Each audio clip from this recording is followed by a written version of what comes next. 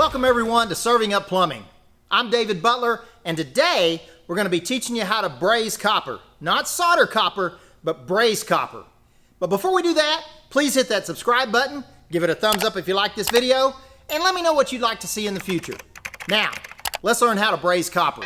One of the first things we need to know about brazing copper is safety. Make sure you have your eye protection, and make sure you have a good fire extinguisher. Especially with brazing, we're going to be using a torch and we're going to be working with much hotter temperatures than we were working with soldering. Either one can catch something on fire, but brazing is even a higher temperature and can catch something on fire easier. Make sure you have that fire extinguisher close by and within reach. Now, as we just said, it gets hotter when we're brazing. That means we're usually going to be using a different torch. When we're soldering and when we were earlier, we were using a MAP gas torch. This torch is part acetylene port propane.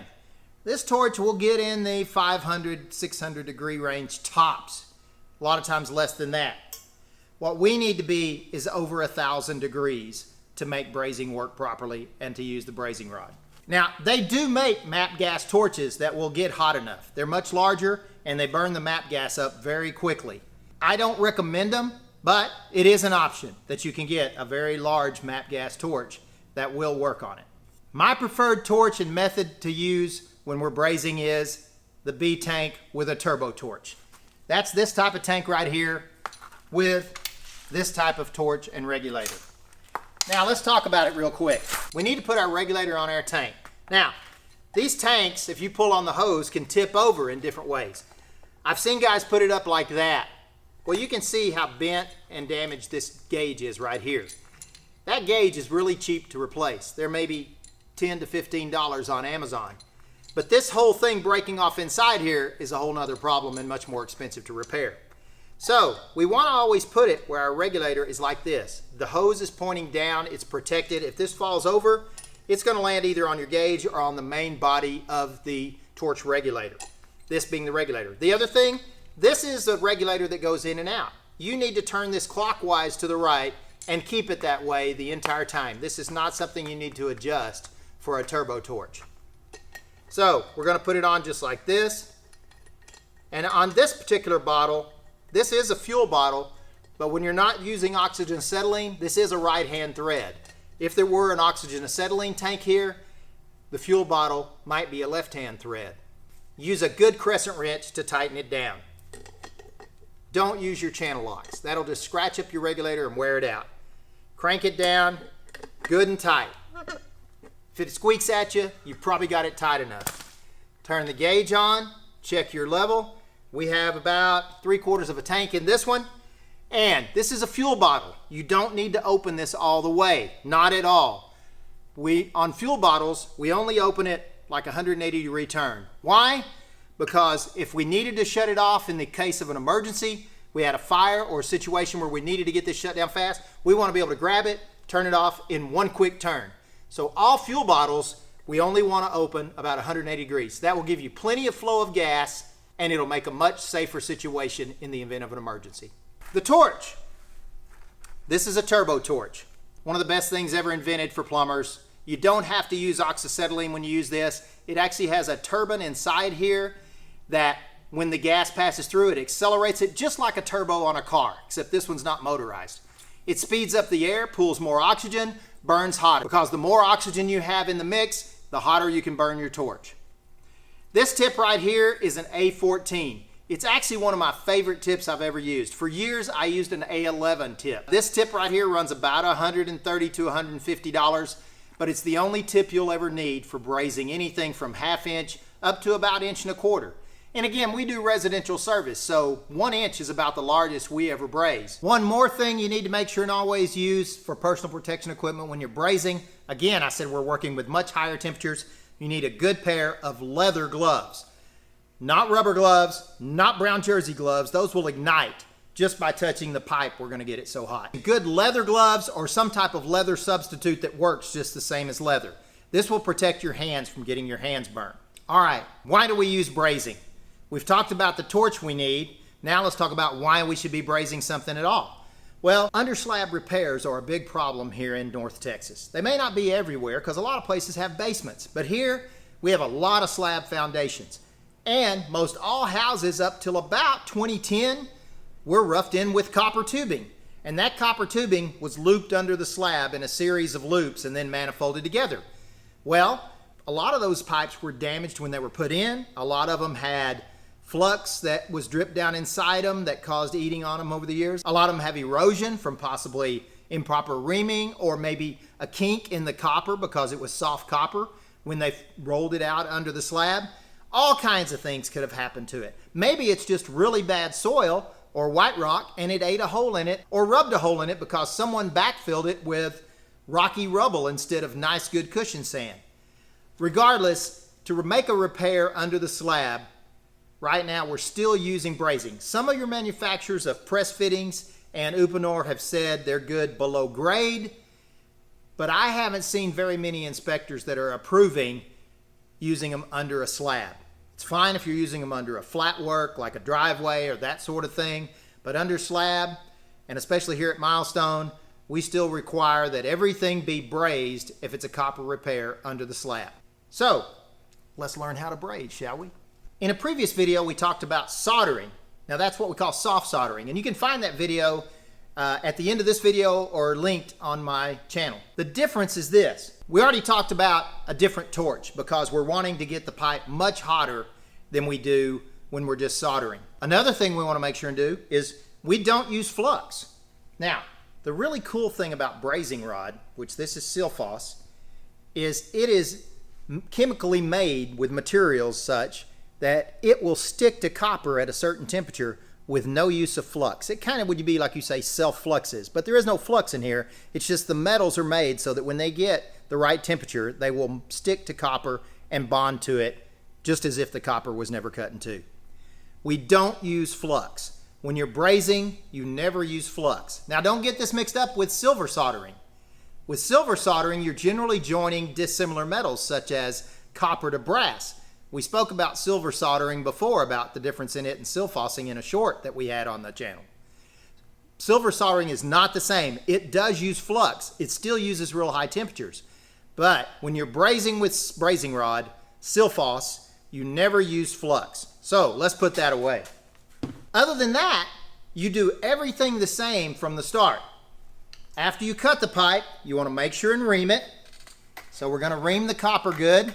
And we do that, remember, because we don't want any erosion or turbulence causing in the pipe, and we don't want any flow restriction. So we get it reamed good. We make sure and get those metal shavings out.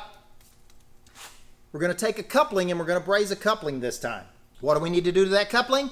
Just like with soldering, we need to clean it.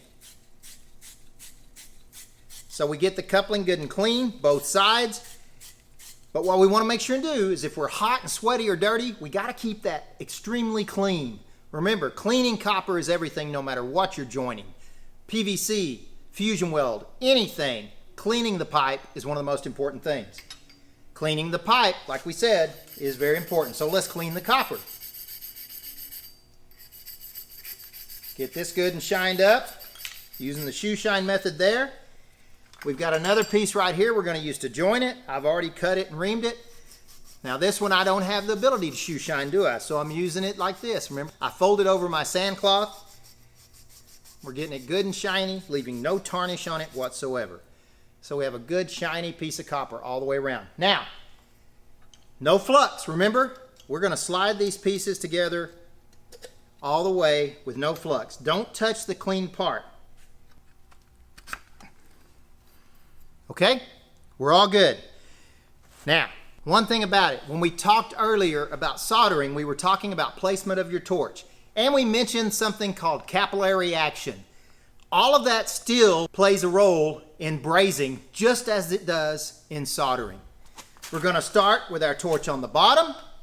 We're going to heat it up. And the difference in soldering and brazing is, we're not only going to heat the fitting, we're going to heat the pipe. In brazing, you need to have the pipe and the fitting cherry red. That means glowing red hot. And they need to be equally red hot. You can't have your pipe cooler than your fitting or things won't work correctly. So everything needs to be cherry red. You're going to notice I'm going to get it glowing red from about this point to this point as we do each side. And in this point also, it's a little more difficult to do both sides of the coupling at once because we're heating pipe and fitting. When you're soldering, you only need to heat the fitting, unless it was an extremely cold temperature outside. You wouldn't need to preheat the pipe. We're only going to heat the fitting in soldering, but in brazing, we're going to heat both equally. That means we're going to do one side at a time, heat the pipe and the fitting, and then we're going to heat the pipe over here since our fitting's already going to be hot and get this heated. But when we put the brazing rod to it and start to put it in, we want to make sure that we put the torch in the middle again. Because remember, the capillary action is going to pull this rod, molten rod, up into the center of the coupling. We need it to fill the socket. It can't be just like a weld on a steel pipe. It has to be sucked up inside this socket all the way from both sides to get your strength and to prevent it from leaking. So we're going to start with the heat on the bottom, heating it slow, steady movement to heat the whole pipe to start with and the fitting. Then we're going to heat it on top some, and we're going to get it cherry red, and then we're going to put it back on bottom and again do our touch test like we did with the solder. When this is hot enough that this will touch in and flow, we're going to run it in just like we did with the solder. Then we're going to immediately put our torch on top and feed it in again. It's kind of like we're wanting to push this rod into the joint. This is much stiffer than soft solder. Now this piece is one I've already used and I bent. Now oftentimes we'll bend it like this because sometimes it makes you be able to reach the back side. Many times we'll be up in a tunnel doing this on our backs looking over our heads. If you bend the rod like this, it'll make it much easier to reach around the back side. And you bend this with the torch, which you'll see in a minute when I'm actually SIL-FOSing this joint. I'll show you how to do that. So let's put our leather gloves on and let's SIL-FOS this joint and watch closely where we put the torch, the color of it, and how it gets hot. But first, do not leave your B tank setting right underneath where you're working.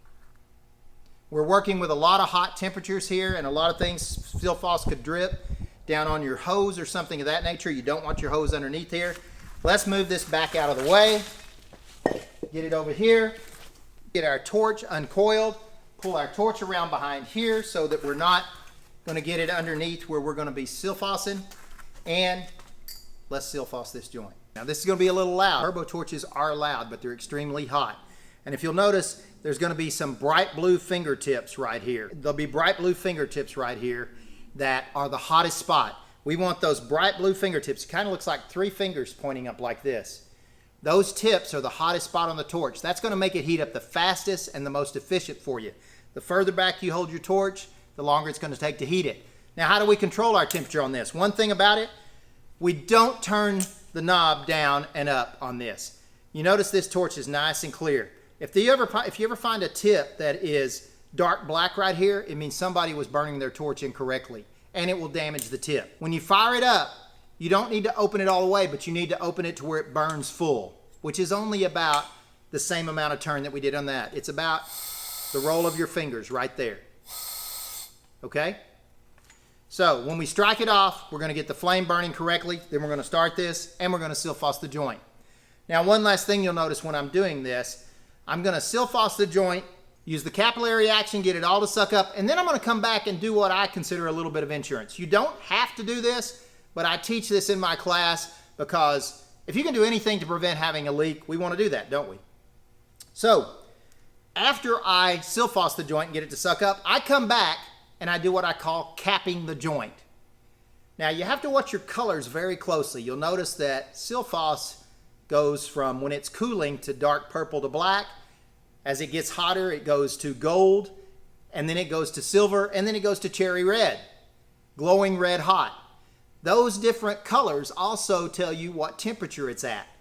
To cap it, you need to be between gold and silver color. That way you're not melting your existing joint, and you're going to be able to put a good cap that's going to stick good on it that can cap off any tiny little pinholes that might be in it.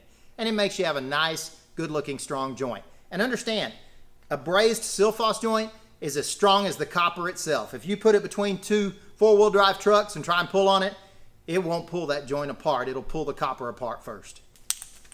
Here we go.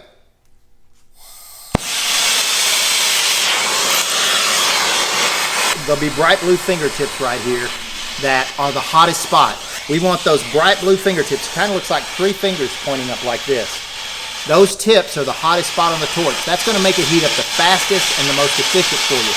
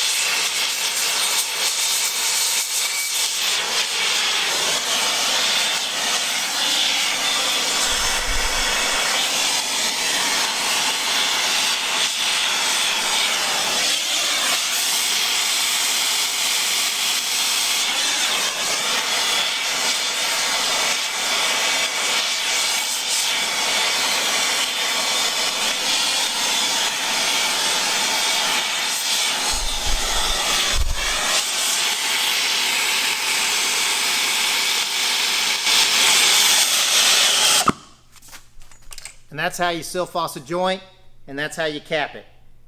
Take a look at that joint.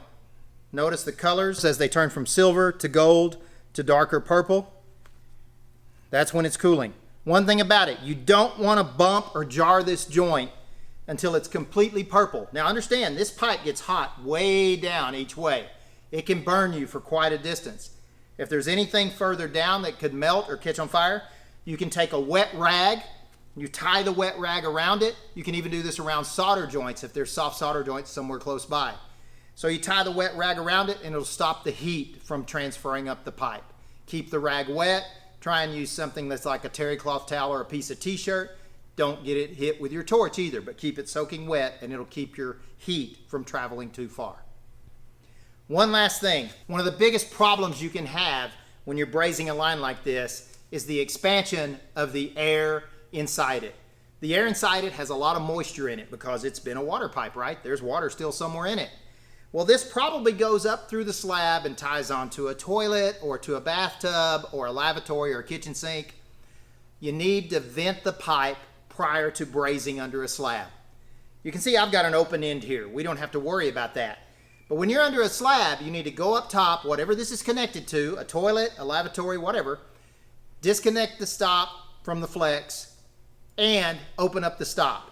Now do this before you put the pipes together, because when you open that up there, you're probably going to get a gush of water out. So when you cut your pipe in two down below, go up top, open up a stop or something that's right above it, and that will vent your pipe. Because what's going to happen when you start heating this, that air inside there with the moisture is going to expand exponentially.